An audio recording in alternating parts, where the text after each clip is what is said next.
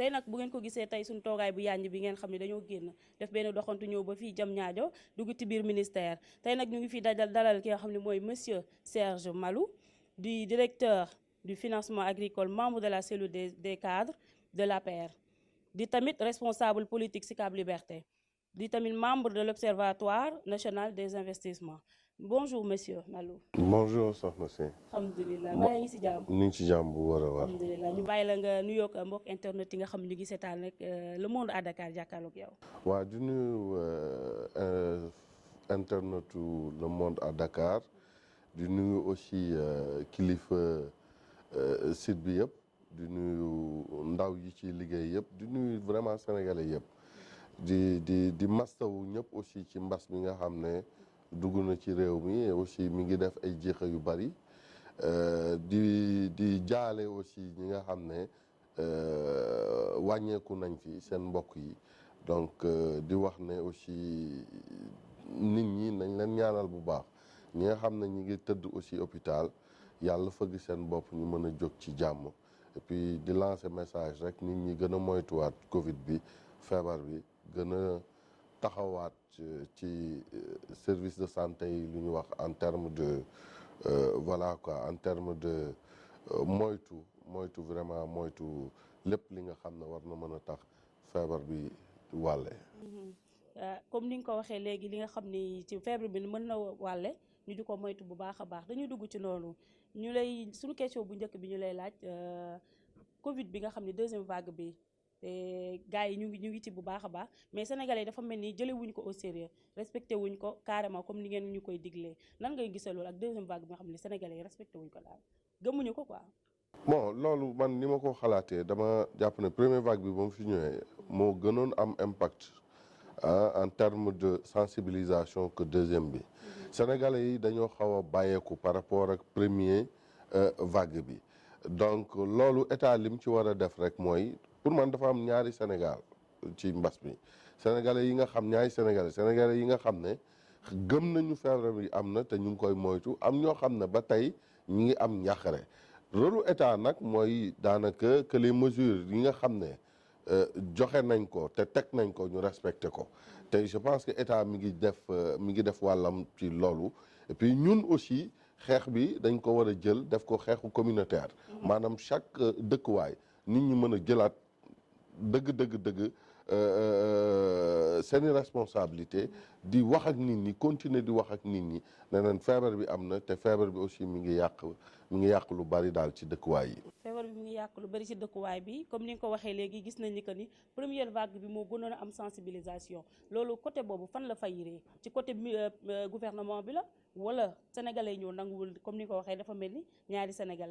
ñoo fi am. je pense que état bi li mu ci waroon def na ko ci parce que bu ñu xoolee première vague bi en terme d'accompagnement en terme aussi d'initiative mooy maanaam ay xalaat yi nga xam ne ay batterie de mesures li ko tubaab di waxee état bi jël na ko pour teg ko pour wane na nit ñi nañu respecter aussi les mesures yu ñu teg mais je pense que am na comme ni ma ko waxee sànq dafa am ñaari Sénégal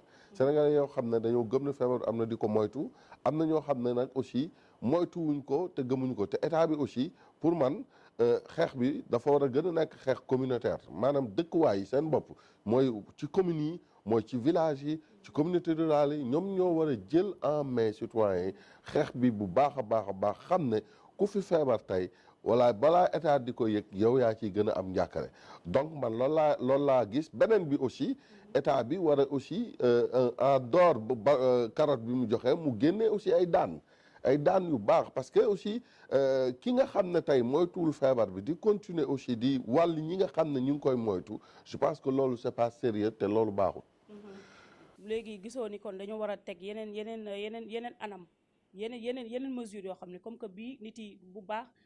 jëluñu ko au sérieux te tamit respecté wuñu mesures yi nga xam ni ñu ngi koy diglee comme par exemple yaakaaroon ni waroon na mën tegaat leneen comme ay daan ne ku ko ñun fekkul nga takk say masque daan yoo xam ni daan yu sévère yu dëgër gouvernement bi yaakaaroon waroon na ci mën a gën a taxaw. je pense que nii bu ñu xoolee gouvernement bi quand même mi ngi teg ay daan ci masque yi parce que tey bu ñu la jàppee takkoo masque wala ñu jàpp la ci période couvre-feu bi ñu ngi teg ay daan mais en dehors daan boobu laa wax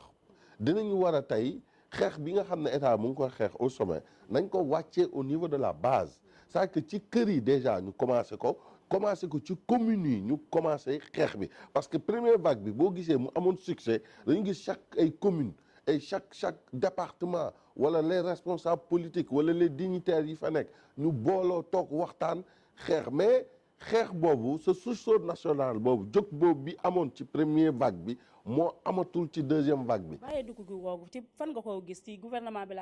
man damay yaakaar ni ci gouvernement bi la parce que première vague bi ñoom dañu taxaw ci communes yi taxaw ci kër yi taxaw ba ci néegi ne ñëpp nañu respecté mais bii gisuñu loolu. non bii comme ni ma la wax parce que gouvernement amul benn intérêt aussi à ce que mu lâché wala lii continuer parce que tey bu ñu xoolee mesures yi ñuy gouvernement parce que gouvernement dafa li muy def rek mooy jël ay mesures et puis jëlaat yeneen yoo xam ne pour que ñu respecter ces mesures là je pense que gouvernement bi mu ngi koy def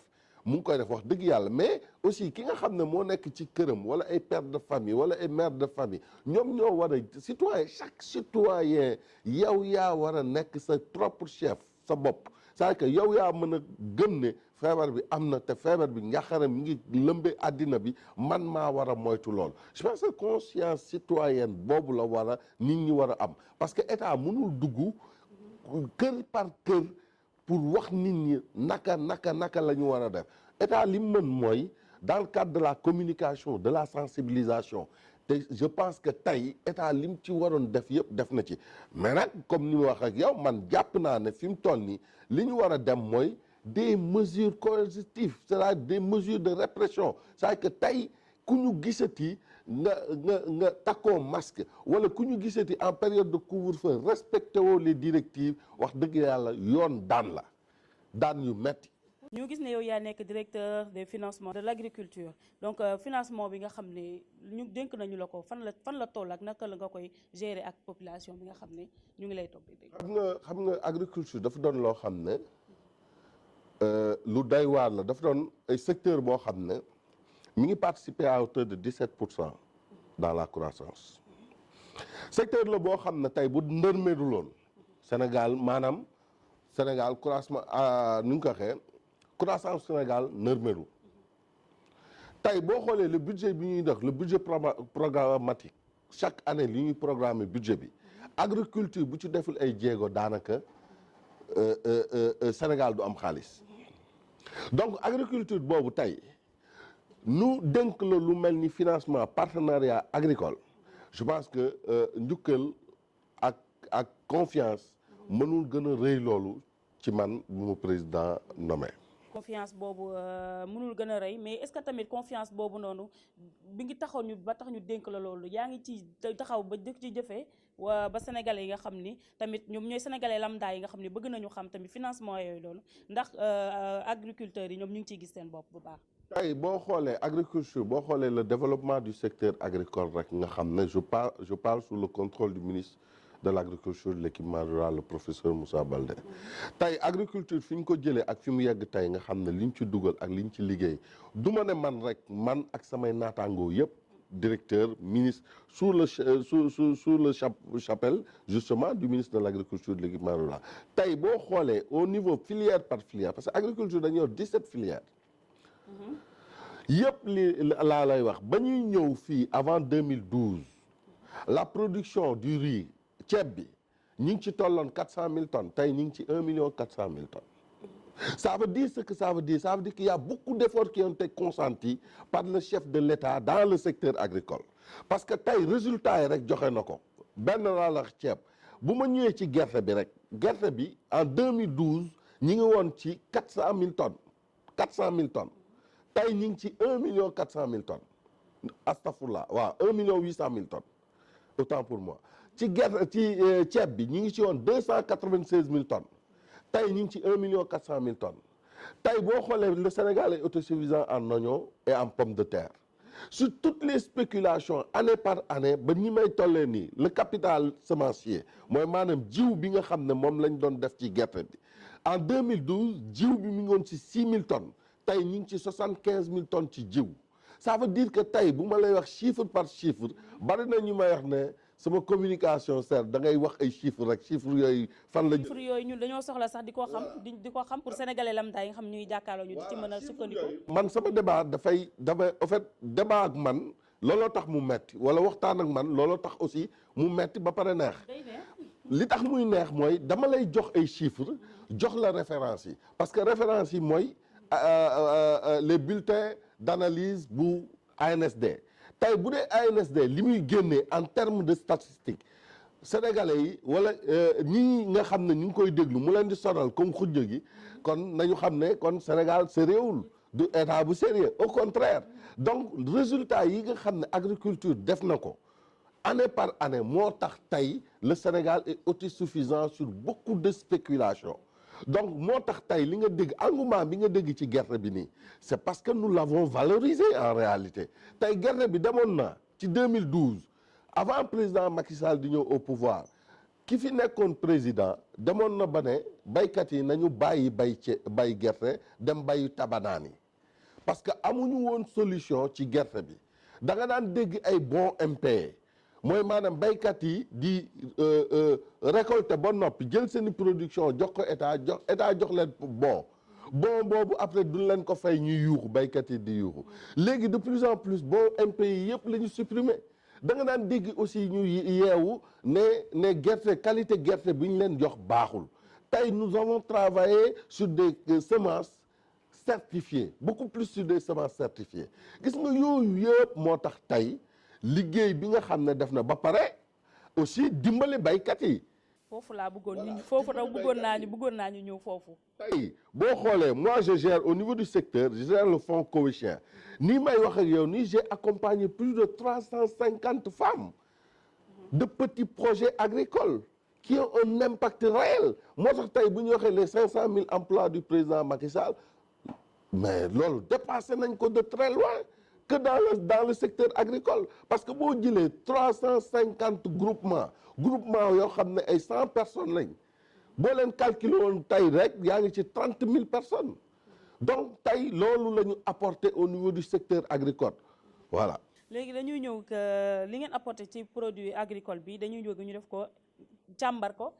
wàll pàcc par pàcc comme par exemple ceeb bi dañ koy tudd léegi ceeb bi production bi ngeen xam ne bëgg nañ ñun di consommer local mais ceeb bi par exemple ak yeneen ceeb bi nga xam ne mooy jóge extérieur di fi ñëw ceeb bi dañuy gis ni que bi ñuy bayee Sénégal dafay bëri xeer ba nga xam ne sénégalais yi mënuñu ko consommer loolu ndax est-ce que jotul ñu jugaat ci indiwaat ci yeneen i mesure yeneen i anam liggéeyawaat ko neneen noo xam ne sénégalais ñoom ci boppam dinañ mën di consommer local bi nga xam ne ñun moom la ñuy bay. xam nga ceeb bi dafa bëri ay bruit dafa bëri en fait désinformation maanaam ay wax yoo xam ne tegul ci dara wala ñi koy wax xujj bi koy wax ñooñu loolu ils jouent leur rôle ñoom maanaam Macky Sall lu mu def rek baaxul ñoom Macky Sall lu mu def baaxul. ñun tamit dañuy consommer ceeb te li ñu constaté mooy que ni dafay xajam nag. mais gis nga boo ma nee ceeb bii di ñëw moo gën ceebu Sénégal. pas moo gën mais moo gën a neex a consommer ci sénégalais yi nga xam ne amul tànn amul xeer amul dara par rapport ak ceeb bi nga xam ni moom la ñuy bayee fii ci Sénégal. xam nga soxna si ceeb dama la ciy wax loo xam ne du dañ parce que plénipotentiaire laa ci te def naa ci ay tukki dëkk yu nekk xool gis nga ceeb bi nga xam ne moom la ñuy produire moom la ñu importer ren man dama dem ba Chine Shandong ay Wuhan loo xam ne foofu la ñuy produire ceeb yi nga xam ne moom la ñuy importer fii suñu dëkk yi di ko lekk ay production yu daté 3 ans la dañ ko stocké moo tax muy am ay gonóor sax des fois boo ko xoolee ceeb boobu ay nutriments am dafa dee ñoom duñ ko lekk ñu koy importer fii ñun ñu koy jënd lekk ko ceeb bi nga xam ne mooy ceebu Sénégal ceebu mbay bi il est vérifié te scientifique yëpp xam nañ ko moo ëpp nutriments d'accord nag toggin bi transformation bi mën na poser problème te war nañ ci mën a liggéeyaat bu baax mais ci transformation bi bokkul ak dara ci nutriments yi nga xam ne mooy ferñeent yi nga xam ne ceeb bi am na ko te bee amu ko te nag beneen facteur bi aussi mooy boo gisee nit ñi di promouvoir l'autosuffisance les grands pays importateurs dëkk yi nga xam ne mooy Taïwan ak Chine yi nga xam ne ñooy importer ceeb yi ci Afrique ñoom ñoo ne bu ñu demee fii ak 10 ans ñoom seen dëkk yi dootuñu am espace boo war a mën a di bay parce que seen population yi day yokk léegi nag bu boobaa ñun ñi nga xam ne dañuy consommer ceeb lu bari donc dañuy am njàkkare moo tax autosuffisance Gambie def ko Nigéria def ko Côte d'Ivoire def ko les pays limitrophes ñii ñëpp pays africains yu bëri def ko léegi nag Sénégal boo gisee sur un objectif de 1,6 million tonnes loolu la ñu waxoon pour am autosuffisance 1,6 million tonnes avec le du riz paddy mooy ceeb bi nga xam ne ak xollit bi ak coque bi moom mooy 1,6 million tonnes Sénégal ak coque bi boo ko transformé da lay jox 1,80 million tonnes mooy riz blanc mooy ceeb bu weex bi moo tax génnee nga ko ba mu set Sénégal mi ngi ci toll 1,4 million tonnes avec la coque donc ñu ngi ci def ay jéego yu bari da nga daan dégg ñu ne la ceeb ñaari bërëb lañ ko daan bay mooy ca vallée du fleuve ak Richard Toll ak la vallée de l'Anambé mooy ci suuf mooy booru Kolda Ziguinchor foofu lañ daan bàyyi ceeb aujourd'hui avec stratégie wu état bi mu teg le riz pousse dans toutes les zones écologiques maanaam boo gisee sax taax yi biir Nioro wala biir Koungheul kenn xalaatu ko woon tey ceeb bi mi ngi poussé partout ceeb bi da nga doon gis dans les années 80 même 2000 benn variété ceeb moo amoon mooy le Sahel 1 Sahel 2 moo amoon seen production seen rendement à l'hectare dafa tuuti woon tey da ngay gis rendement à l'hectare sur 1 hectare Sénégal mi ngi ci 8 tonnes 7 tonnes 8 tonnes boo demee Japon tey seen rendement 4 tonnes à l'hectare la ñu am ñun li ñu am ci rendement Japon amu ko te loolu lu wër la lu vérifié la lu vérifiable la donc liñ ciy def jéego dafa bari te loolu nag résultat yooyu yëpp li tax ñu am ko c'est le maquisme agricole man maa ko tuddee le maquisme agricole le maquisme agricole mooy déjà vision bu claire ci agriculture parce que boo xoolee ci axe 1 ci PSE la transformation structurelle de l'économie et de la croissance da ci teg agriculture ne il veut une agriculture diversifiée une agriculture compétitive et une agriculture durable teg ci 4e élément boo xam ne pour l'employabilité mooy emploi rural mooy les emplois agricoles donc Macky Sall loolu la def ci le président Macky Sall fort de sa vision éclairée loolu la def ci agriculture li mu def noonu ci agriculture man moo ñu sauvé ci lu bari parce que ren boo xoolee tey mbas mi ba mu ñëwee woon mais mbas mi ba mu ñëwee tey sunu économie waroon na daanu à plate couture mbay bi moo ñu sauvé nii sax ba ñu mën a am taux de croissance bi nga xam ne ñu ngi koy mu poussé nii sinon ci -0 lañ jóge woon. mais yaakaaroon ni que ni mbay mi waroon na mën a gën a dépassé fii comme ni nga ko waxee léegi ñun suñu ay hectares moo gën a sax moo ëpp sax ki waa Chine yaakaaroon ni instant yi bu ngeen taxawoon ci gën a defaraat ceeb bi qualité ceeb bi arrêté yi nga xam ne importation yi nga xam ne mu ngi dugg fii Sénégal pour que ñun ñu mën a consommer ñun li nga xam ne ñun moom la ñuy bay côté boobu est-ce que tax waroo leen fa woon a gën a taxaw insister foofu. xam nga soxna si tubaab day ne l'homme ne s'est pas fait en un jour. maanaam mbir yi du gulet rek te agriculture mi ngi mel ni xale bu juddoo day màgg am 1 an day tette di raam di dox ba di daw ma jàpp ne régime yi fi jógee wax dëgg yàlla bu ñu defoon li Macky Sall def ci agriculture tey du ñu yegg fii. lan la président Macky Sall def li nga xam ne ci agriculture te régime bi fi jàll defuñu ko. mais wax naa la production fi ñu tolloon riz xam nga loolu rek ça veut tout dire. jox naa la production en 2012 et c'est des chiffres yoo xam ne vérifiables au niveau de l'ANSD 400 000 tonnes gerte 400 000 tonnes lañ tolloon ci gerte tey ñu ngi ci 1,8 million tonnes ceeb bi 296 000 tonnes tey ñu ngi ci 1,4 million tonnes donc loolu du ay rêve te loolu li tax Macky Sall damoo jël tey li tax sax dëgg agriculture mën a gaawee ni mu gaaw nii c'est parce que Macky Sall dafa jël fii le matériel agricole dafa jël benn direction déjà dafa changer appellation ministère bi parce que ministère de l'agriculture la toogoon tey ministère de l'agriculture de l'équipement rural parce que il faut nga am jumtukaay yu performant yu dëgër yu mën a gaawal agriculture bi en abondance moo tax mu tuddal ko ministère ba mu ñëwee ministère de l'agriculture et de l'équipement rural ba pare tabax benn direction boo xam ne la direction de la modernisation de l'équipement rural loolu mooy xam-xam bi ba pare teg aussi benn vision bu claire mooy le PLACAS PRACAS mooy programme bi nga xam ne moo ñu permettre ñu am tous ces records le programme de relance et d'accélération de la cadence de l'agriculture sénégalaise teg ci 3 leviers une agriculture diversifiée mooy agriculture boo xam ne du tënku li tubaab bi defoon parce que tubaab bi mañ fi nekkee dans les années avant l'indépendance même ba ak régime yi fi ñëw après indépendance mooy maanaam boo demee ci waalo dañuy bay ceeb dem ci Saalum ñu bay gerte wala dugub dem ci suuf ñu bay lii loolu la fi tubaab bi dessiné woon alors que loolu amul benn base scientifique parce que teeru Saalum mën na am ceeb comme ci kaw boo demee ci waalo mën nga fa bay gerte mais régime yooyu dañoo tënku li tubaab bi dessiné Macky Sall ñëw ne je veux la diversité de l'agriculture sénégalaise la diversification moo ñu permettre tey boo demee dans toutes les zones écologiques di nga fa gis gerte di nga fa gis mbokk di nga fa gis leneen teg aussi la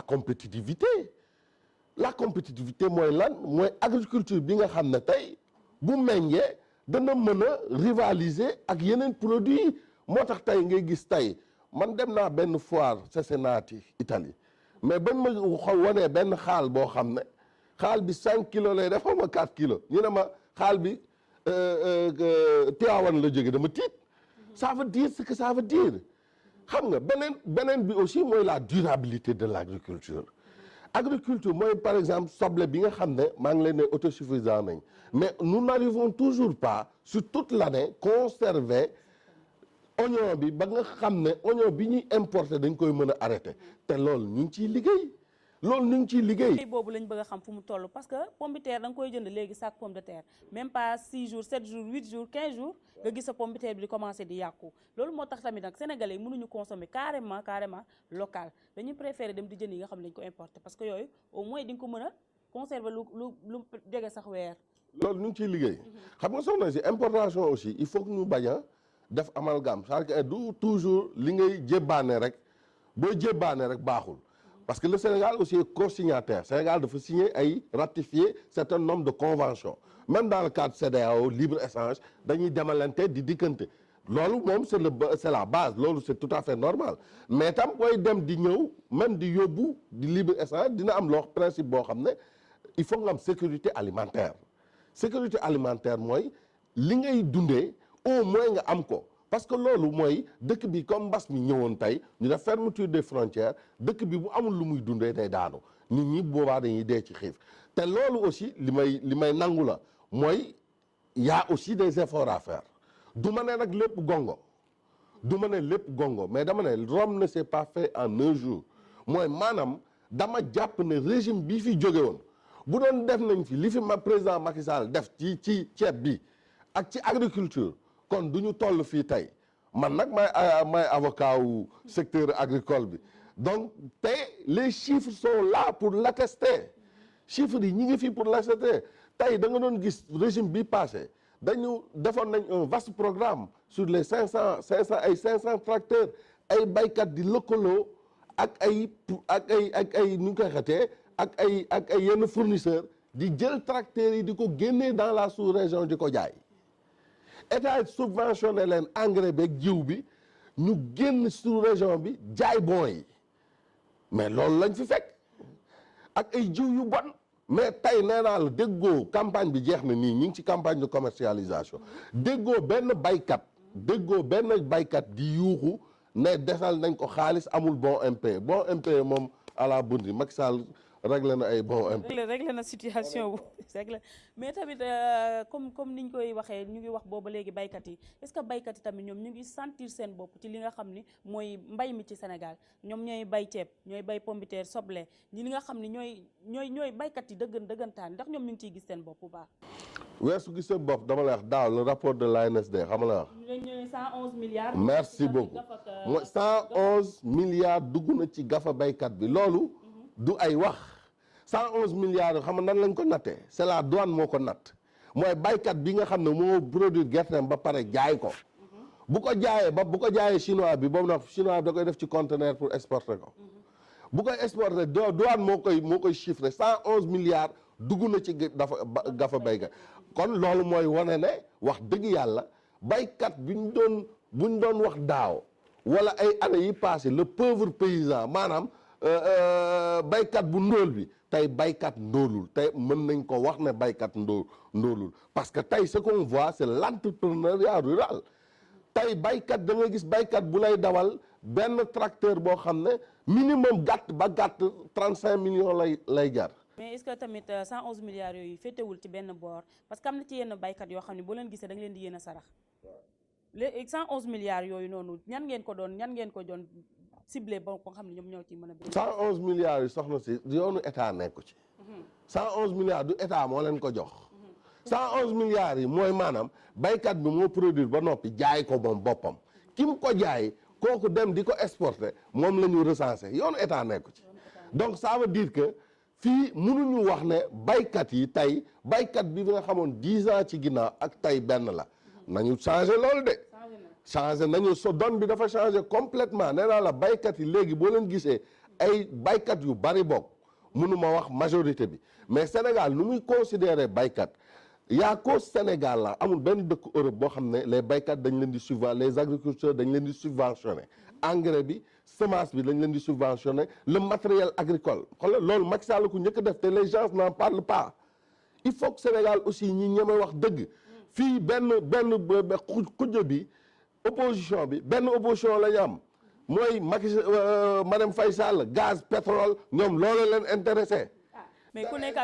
ak li nga xam ne moo leen ñor ñoo yaakaar naa ñoom ñi ngi wax ci li nga xam ne moom la réew mi di doxee. xam nga man damay am considération ci opposition boo xam ne opposition constructive maanaam opposition xujja boo xam ne bu pouvoir bi defee lu baax nga ne lu baax bu defee lu bon la mais munoo jël benn tableau peintre ko en noir ne lu mu def baaxul loolu dimbale woo sax acteurs yi tey bu ñu waxee dëgg bu ñu waxalee dëgg nee naa la tey le matériel agricole président moo ko fi indi fi matériel agricole subventionné le matériel lourd à 60% le matériel léger à 40% campagne bi ñu jógee 40 milliards la woon mu yóbbu ko 60 milliards subventionné engrais bi subventionné jiw bi subventionné les hectares emblevables doota jël le capital semencier bi nga xam ne 6 000 tonnes la woon yóbbu ko 75 000 tonnes waaye gàll nit ñi lan lañ bëgg mënuñoo bëgg Dakar bëgg garabu Dakar bi bëgg kii jiw Dakar bi mais tamit est-ce que war nañu mën a am landoo lépp nag. non mënul nekk xam nga li mën a nekk mooy ki def loolu yëpp nga xam ne bëgg na ba gëm na bay bi parce que amul choix nee naa la agriculture mooy activité boo xam ne dëkk bu ko surtout suñu dëkk yi boog Sénégal buñ ko néewalee rek mooy suñu économie day néewal. waa ci gerte gi ni nga xam ni mënuñu ci am loolu beneen production boo xam ne bu dul diwlin lañ ci mën di defar yeneen usines yi di ko jënd di ci defar chocolat yaakaaroon ni mën nañ ci defar leneen loo xam ni mën na ute indil ñu leneen loo xam ni gerte moo ko produire lu dul diwlin kese. loolu du état du rôle lu état rôle am du jël gerte bi di ko transformé wul ci wut leneen. mais tamit loolu war na mën a nekk tamit si état war na mën a def. état bi tey daf fi teg ay jumtukaay maanaam ay instruments comme ay sociétés yi nga xam ne mooy comme Sonacos tey mi ngi jël gerte bi di ko nal di def l'huile brute ak l'huile raffinée donc état moom tey ñëpp la fi nekkal parce que état bi moo fi nekkal baykat bi état bi moo fi nekkal Sonacos état bi moo fi nekkal Copéol état bi aussi moo fi signé contrat chinois yi ñëw di jënd gerte bi di ko yóbbu mais dama ne gerte bi coow li ciy am ak li ciy dëgg dafa wute am na baykat yoo xam ne ni ma wax benn baykat ci benn plateau ma ne ko yow boo doon baykat doo am sax jotu di wër plateau yi di wax rek lañ fi nekkee te li ci biir gerte gi xamuñu ko gerte tey bu amee njariñ dëgg c'est parce que Macky Sall moo ko valoriser xam nga loolu la nit ñi di bañ a dégg te loolay dëgg li tax ma wax loolu nee naa la régime bi fi jóge woon dañu dem benn moment boo xam ne production bi dafa bari woon ba amuñu ci pexe Abdoulaye Wade moo génn télé ne carrément communiqué ne gerte bi na baykat yi Sénégal bàyyi gerte bi ndax gerte bi problème rek la nañ bàyyi tabanaani biocarburant dégg nga ko ñun Sénégal fii lañ nekkoon Macky Sall ba mu ñëwee moo signé le fameux protocole avec les Chinois protocole boobu moo jeex daaw ñu renouveler ko protocole boobu lan la wax mooy Chinois yi dañuy ñëw fii signé dañuy ñëw fii pour jël gerte bi di ko exporter buñ koy indiwaat fii dañuy gis que ni buñ sunu baykat sax duñ ko mën a jëndaat parce que ñoom dañ koy transformer indiwaat ko fi di leen ko jaayewaat. non ñoom duñ jaay duñu loolu amul ñoom duñu jaay duñu jël gerte bi transformer duñ ko jaay ñoom dañuy transformer gerte bi jaay ko seen parce que ñoom seen consommation ci gerte dafa excessive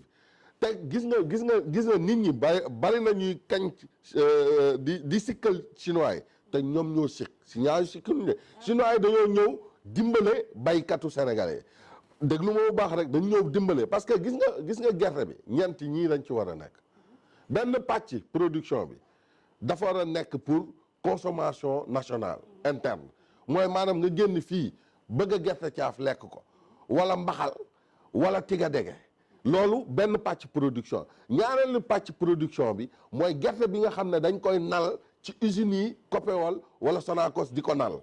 troisième partie bi mooy le capital sémencier li ñuy wax jiw mooy la ñuy wax sunu jargon ñun le capital sémencier mooy maanaam boo bayee ba noppi dafa am benn stock de sécurité boo xam ne da nga koy denc mu constituer jiw pour année bi ci topp ñeenteel bi mooy exportation bi te exportation boobu bu chinois yi ñuy kañ bu ñu ñëwul woon chinois yi daaw xam nga ñaata lañ exporté chinois yi li ñu exporté ëpp na 400 000 tonnes 400 000 tonnes 400 000 tonnes yooyu bu ko fi chinois yi bàyyi woon kan moo koy jënd parce que sénégalais yi mënuñu consommer lu ñu antan usines yi aussi ku ci mel ni Sonacos mënul jël li nga xam lu ëpp li machine yi war a jël. moo tax ma ni nax gi moo tax ma wax la léegi ne la est-ce que yaakaaroon ni gouvernement bi war na mën a taxawal benn usine boo xam ne gerte gi nga xam ne stock bu bari bi fi nekk mu jéem ko defar beneen transformation boo xam ne sénégalais dañ ko mën a consommer ba noonu dootuñu ko exporter. non dam lay wax c'est-à-dire que fi mu toll nii am nañu ay usines de transformation. mais dafa mel ni doyul. comme bu ñu déggee ni nga waxee léegi parce que stock bi dafa bëri ba Sénégal lu ñu mën a consommer la ñuy consommer. loolu boo ko transformé kan moo koy jël. mais da ngeen di xool li nga xam ne sénégalais moom lañ mën a consommer ñu transférer loo xam ne gerte gi en dehors di diwlin. loolu du solution parce que diwlin bi 200 000 tonnes la Sénégal soxla boo fi defaloon diwlin tey 400 000 tonnes kon xanaa diwlin bi dañ koy sangoo. day tax diwlin gën a yomb rek. waaw da nga koy sangoo c'est que diwlin dama lay wax diwlin bi tey warul ëpp consommation mi ngi mel ni Sénégal tey yow ngay consommer nga war a consommer yow sa yaram war a consommer 1 litre d'eau par jour boo ci defee 4 litres d'eau nga xam ne lépp dëgg la sa consommation yow mënoo produire lu ëpp loolu mënta ne beneen bi aussi il faut ñu xam ne l'huile d'arachide huile boobu moo gën a cher dans le monde huile bi mënut a wàcc huile boobu du Sénégal mooy wax prix bi prix la boo xam ne comme cotation la comme Europe ni ñuy defee cotation wu or ak xaalis ak diamant Sénégal mënu ci dara huile d'arachide mooy première huile en termes de qualité la meilleure bi ci topp mooy huile d'olive bi ci toppaat mooy huile de palme ak yooyu bi sénégalais yi di consommer ça veut dire quoi ça veut dire que tey bu ñu sa xalaat yow li nga wax du solution parce que tey bu ñu produire en abondance huile d'arachide sénégalais yi mënu ko jënd c'est ça la réalité mënu ko jënd Europe lañ koy jëndee wala yeneen dëkk parce que dafa cher cotation bi dafa cher par rapport ak l'huile de palme ak tournesol moom moo tax exportation bi daf ñuy permettre ñu réduire une partie de la production parce que tey baykat bi nga xam ne am na 111 milliards tey buñ ko yóbbul woon bàyyi fi 400 000 tonnes yi xam nga lan lay indi 400 000 tonnes yi buñ ko fi bàyyoon mooy gerte bi day daanu baykat bi du ci gagné dara ñi ciy kaas ñëpp xam nga mooy lan intermédiaires yi ak politiciens yi wala baykat politicien mais baykat bi dëgg état fixe prix bi 250 moom mu jaayee ko 400 chinois bi xam nga ne baykat boobu du kaas waaye nañu waxante dëgg du kaas beneen bi aussi prix bi dafa am évolution bu ci am parce que le prix de l'arachide ba fi Macky Sall ñëwee mi ngi ko fekk ay 150 prix bi di yéeg 160 175 ba tey prix bi ñu am l'arachide 250 mësta am ci àddina bi Sénégal ba muy Sénégal mësta am tey le prix est à 250 te du état moo ko fixé prix bi le comité national interprofessionnel de la filière mooy CNIA ñoom ñoo fixé prix bi proposé ko état nangul leen ko voilà de charge ñu gis tamit engrais bi nga xam ni jox nañ ko waa APR ñu koy yóbbu ci restaurant yi di ko jaay di ci def lu leen neex tamit loolu tamit war nañ ci wax. waaw man de xaw ma ban engrais la ñuy wax dëgg yàlla man engrais bu ma xam mooy engrais bi nga xam ne état bi da koy subventionné engrais bi nga xam ne état bi génne na ci GAFAM 23 milliards années yu passé nga xam ne dañ ko teg ci commission boo xam ne le préfet da ciy bokk le sous-préfet les chefs de village ak ñëpp ñu jox ko baykat bi nga xam ne sur une base bien claire moo xam ne baykat bi nga xam ne indi na ay jumtuwaay lu ci mel ni këyit buy wane ne moom am na ay suuf te baykat la loolu laa xam. pourtant Moustapha Cissé Lo moom moo ko wax de te donc moom bu ko waxee yaakaar naa ne am na ci preuve yu leer tax mu wax loolu. je pense que man Cissé Lo ba mu koy wax ba mu ko déggee bokk naa ci ñu ko njëkk tontu période boobu te tontu naa ko ci benn télé de la place te jaakaar naa ne du ma ci delluwaat mais man xawma engrais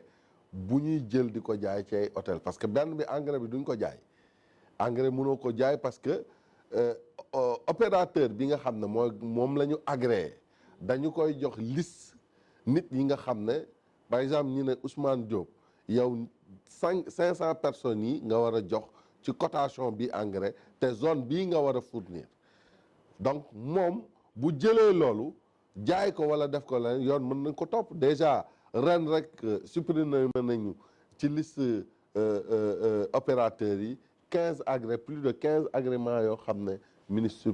supprimer na ko. waaw gerte gi nga xam ne yokku nañ ko nag lan moo waral loolu parce que baykat yi tamit ñu ngi kaas de nee nañ gerte gi dañ ñu ko yokkee ni moom arrangé bu leen. waaw ba gerte bi ñu ko xaw ma yan baykat ngay wax. baykat yi nga xam ñooy bay gerte. parce que il faut nga xam le prix de l'arachide mooy prix gerte bi nan lañ koy fixé. wax naa la sànq le comité national interprofessionnel de la filière kuréel la boo xam ne baykat yëpp ñoo dajaloo ci kuréel boobu tuddee ko comité national interprofessionnel de la filière de l'arachide mooy CNIA chaque année ñoom ñooy toog saytu gerte bi ne saytu ne lii la ñuy am production gerte bi war nañ koo mën a jaayee nii damay dégg ñuy wax ne état mooy fixé prix état fixé wul prix nii lay dem ni ma la wax nii lay demee. instant yi prix gerte bi fan la toll. léegi non dama lay expliquer après naa ñëw ci prix gerte bi bu Seyñaa joxee waxtaanee seen biir ba fixé comme niñ ko defee ren ñoom ñoo waxtaan seen biir daaw 210 la woon gerte bi la doon jar 210 francs le kilo ren ñi ngi toll ci 250 40 francs de plus. mooy baykat bi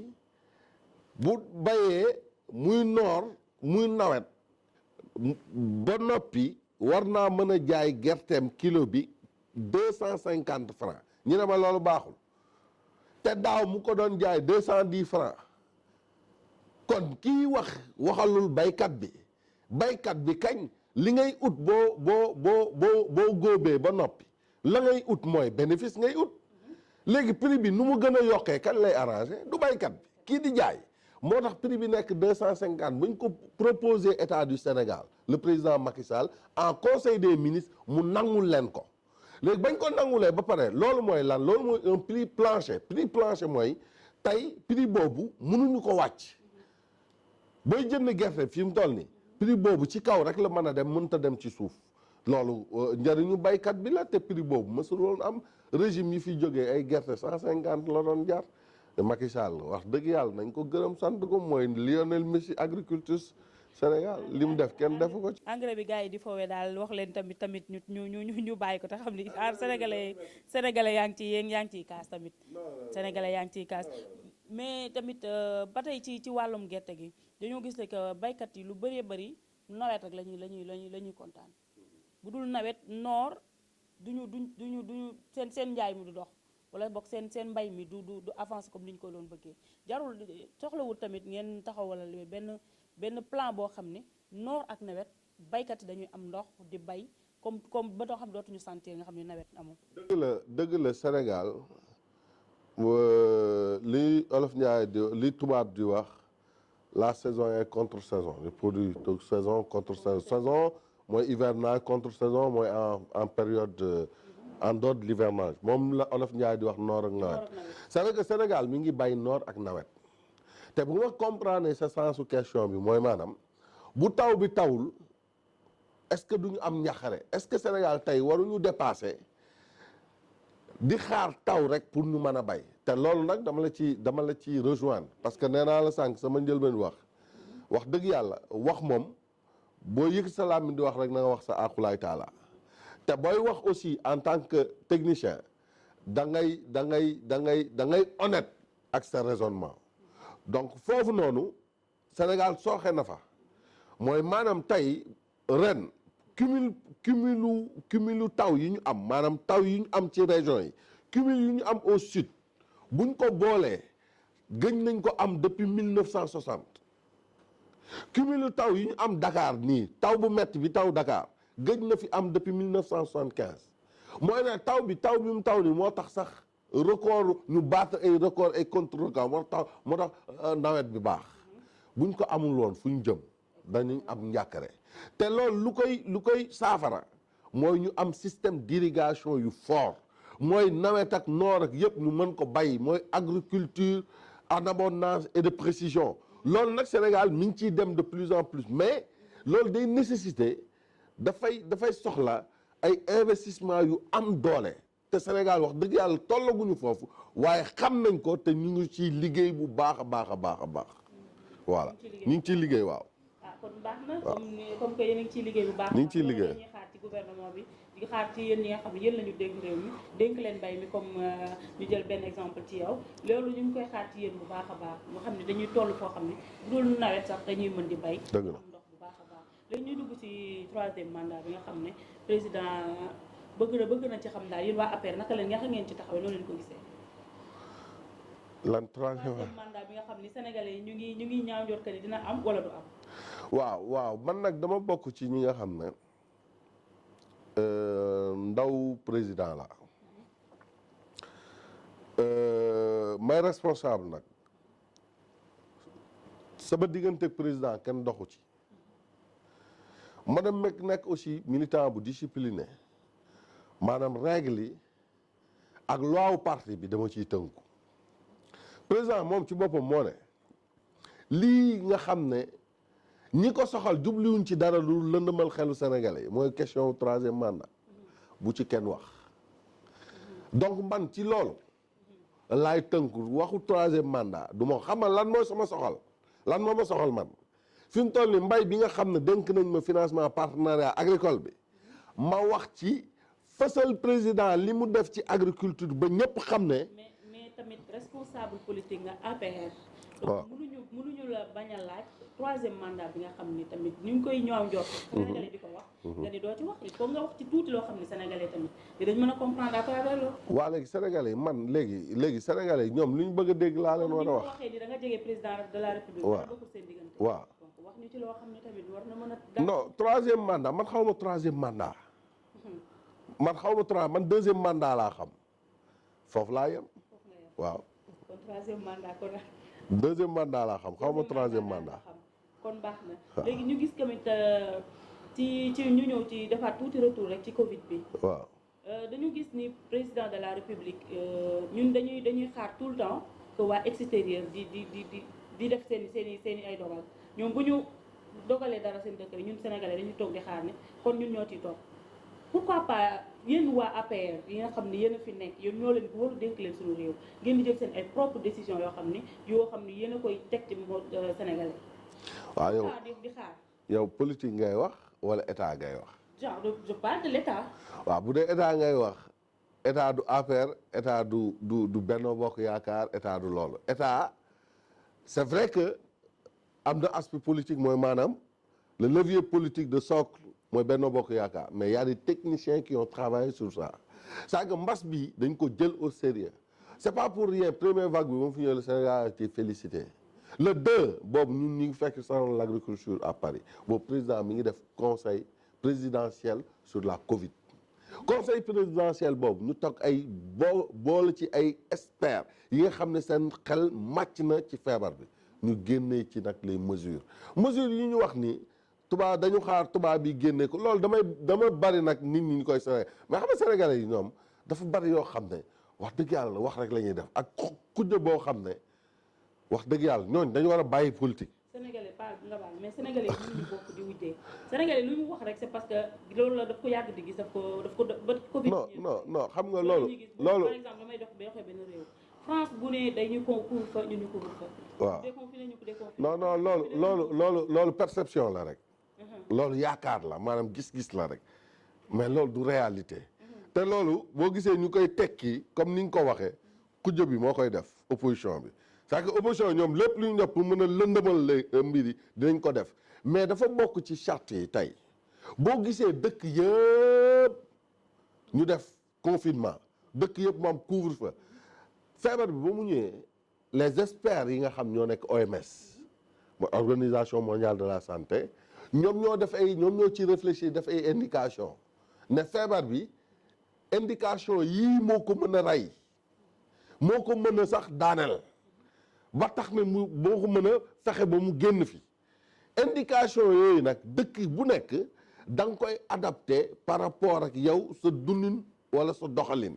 moo tax des fois ngay gis tey mënoo ma ne Sénégal rek moo def couvre-feu confinement ak Paris mais dëkk yëpp boo dégg tu parles au Brésil c'est ça en Argentine c'est ça da ngay jël say propre décision waaw mais ñun par exemple waaw léegi dañuy déglu extérieur waaw non xam nga loolu ñu koy wax nous sommes une république le Sénégal est un pays libre ba ñu amee indépendance yàgg na fii kenn du ñu dictel ñun lu ñuy def 1000 milliards est-ce que France def na fonds 1000 milliards est-ce que 69 milliards de waa France jox nañ ko seen dëkk président moo ko fi def est-ce que joxe nañ aide alimentaire ñun ñoo ko def xam nga ma la lii ñuy lëndëmal xelu Sénégal loolu yëpp vraiment je profite de l'occasion di wax ak seen internet yi loolu amul processus bi laa lay wax OMS moo def ay certain nombre d'indications moo tax dëkk yëpp dëkk yu bëri la plupart des pays di ko jël di ko defee noonu di ko adopté par rapport ak seen dëkk moo tax le confinement di génn de plus en plus ci dëkk yëpp. bi dafa am benn loo xam ne ko internet yi ñoo ñu ko yónni. waaw comme ni gis nañ ne président dafa def benn voyage mi ngi Paris. waaw moo juumulee mu ngi Paris alors nee nañ Sénégalais ñoom ñu ngi xaar que ni président bu ñëwee dina indiwaat beneen doxalin par exemple dina changer kii bi dina fa jëlee ay mesures yoo xam ne bu ñëwee moom la ñuy teg loo xam ne du jógee ci moom mais dafay jógee ci état français. non déjà avec la nouvelle mesure loi bi ñu voté au niveau de l'Assemblée nationale le Sénégal est actuellement pas en état d'urgence dafa nekk état ni ñu ko waxatee kii sanitaire état d'urgence sanitaire la nekk actuellement c'est les gouverneurs avec la nouvelle loi les gouverneurs les préfets ñoom ñooy joxe ndogal yi donc ça veut dire quoi ça veut dire que président même bu ñëwoon tey du génne benn ndogal moom mënul ne c'est fini maintenant président nga daan dégg mu génn di wax le décret de 60 a été changé maintenant a été changé donc il revient aux gouverneurs dans leur circonscription de prendre certain nombre de décrets et d'arrêter du moins pour doxal léegi noonu lay demee léegi. voilà yónni woon nañ ma pour question boobu moom tiitoon nañu président bu ñëwee dinañ indi. non loolu amatul loolu amatul. d'accord jërëjëf kon nag émission bi ñuy waaj a jeexal nag. ñu dernière question bi nga xam ne bëgg nañ la ko laaj mooy ndax yaa ngi xaar poste DG ci gouvernance. waaw man déjà directeur la. xanaa poste ministre nga may wax wala premier ministre. poste ministre nga yaa ngi koy xaar. non man taalibe Macky Sall la ndaw président la pour man bu ma nekkul sax ci gouvernement bi war naa liggéeyal askan bi man loolu laa jàpp parce que nit ku nekk rek politique sacerdoce la c'est pas parce que je suis dans le gouvernement que forcément maa ngi liggéeyal askan bi yéen a ngi liggéeyal askan bi ci communication te pourtant nekku leen ci gouvernement bi ci ambition yi aussi wax dëgg yàlla ambition bi ma gën a teg sama bët mu gën ma neex mooy tey nekk maire Sicap liggéeyal waa Sicap parce que loolu laa sekk ñoom te xam naa ne mën naa ko. loolu daal moo la gën a soxla. waaw loolu moom loolu poste ministre ak yooyu yëpp comme ni ma la wax rek man sàkkuwuma dara waaye lu ma président dénk wóolu ma ba dénk ma loolu vraiment du ma ci teg baat mais tey ni may wax ak yow nii li ma gën a soxal mooy lim ma dénk nii wax dëgg yàlla ma wan ko ne lii maa ngi koy def ci anam yii wan ko ne aussi vraiment li nga ma dénk am naa ci résultat te président président mën a kontaan ci man. beneen bi aussi mooy di ko xeexal gëm ne aussi sénégalais yi kii nga xam ne moom la ñu fal muy Macky Sall moom mi ngi liggéeyal askan bi ñun loolu lañ ko war a mën a jàppale. moo tax may wax ne profiter aussi si occasion bi di wax sama camarade de parti wala dans la coalition ñu bañ a di xeexante parce que xeex suñu biir daf ñuy affaiblir. tey li ñu war a def mooy nekk takk doon benn say liggéey pour parce que liggéeyal Macky Sall mooy liggéeyal askan bi te liggéeyal askan bi aussi moo koy dimbale moom mu ñu bàyyi wax ju bari ji ñu bàyyi xeexante bu bari bi ñu bàyyi aussi di kañ bañ a topp opposition bi si seeni rythme di liggéey noppi te liggéey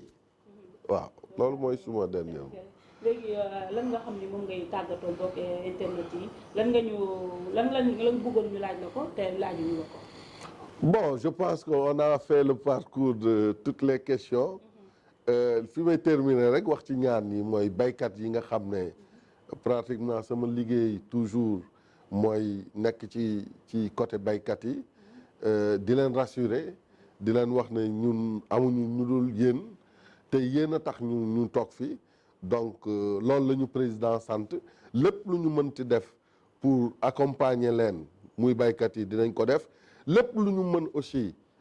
pour taxawu leen dinañ ko def di leen ubbil suñu bunt ñoom aussi ku ci am njàkkare ñëw gis ñu mën la teg ci yoon parce que mbayu Sénégal daf ñu soxal parce que dañu jàpp ne bu mbay bi ndërmeloo rek kon dëkk bi économie koom-koomu dëkk bi mooy ndërmelu ñaareel bi nag mooy bi ma soxal dëgg mooy waa SICAP waaye waa internet ñi nekk SICAP ñëpp le monde à Dakar ñu xam ne vraiment ndaw SICAP ku juddoo biir SICAP yaroo biir SICAP moo taxaw tey bëgg waa SICAP doon benn say xam ne liggéey bi ñu jëm ni une alternative dafa war a am biir commune bi te alternative boobu c'est Serge Malou qui va l'incarner avec des jeunes qui sont dans la commune gëm seen gox bëgg seen gox taxaw pour liggéey seen gox maire yi nga xam ne nag dañoo retraité comme maire bi fa nekk na jël ay bagages am dem parce que bu ko deful jël bu gàtt moo gën jël bu gudd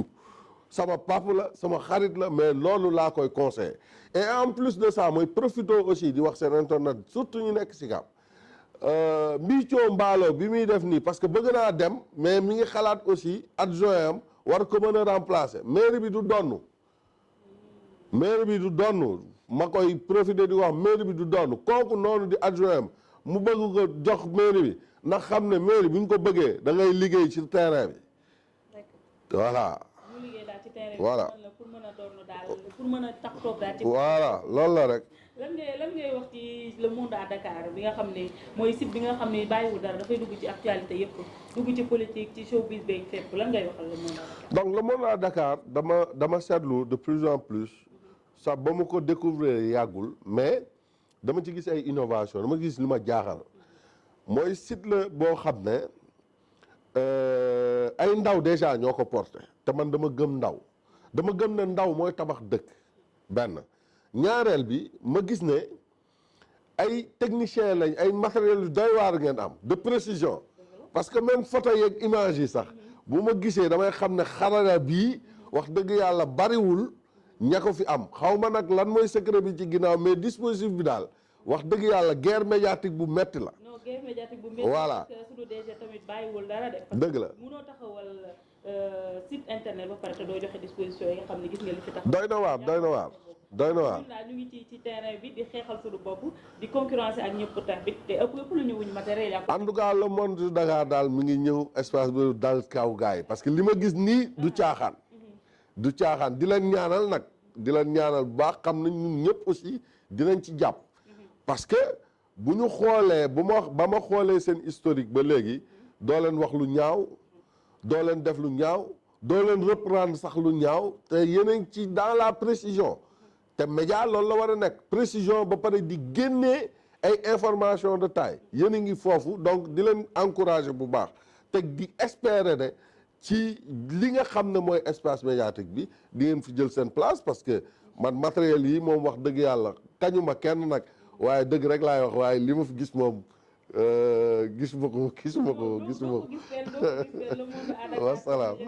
toujours le monde à Dakar. pare pour servir sénégalais yi nga xam ne ñu ngi toog ñu seetaan te pare pour servir peuple monde entier parce que dañ ne le monde. dëgg la ñu dem jëli ji monde bi yëpp indi ko biir Dakar. dëgg la lañ nar a def donc mbokk internet yi li lañ leen indi lool ci seen émission l'heure de la vérité donc suñu invité nag gis ngeen ko wax indi na ñëwoon na ñun ci waxtaan bu yaatoo yaatu waxtaan bu neex a neex indi na tam ay leeral yoo xam ni ci wàllum mbay mi ci wàllum gouvernement bi ci wàllum bi nga xam ne moom lañ ko dégg muy directeur de l'agriculture donc kon ñu leen di jox dig daje ba nga xam ne fan yi incha allah rabbi ñu ñëwaat ak yéen ci beneen invité ci le monde à Dakar incha allah.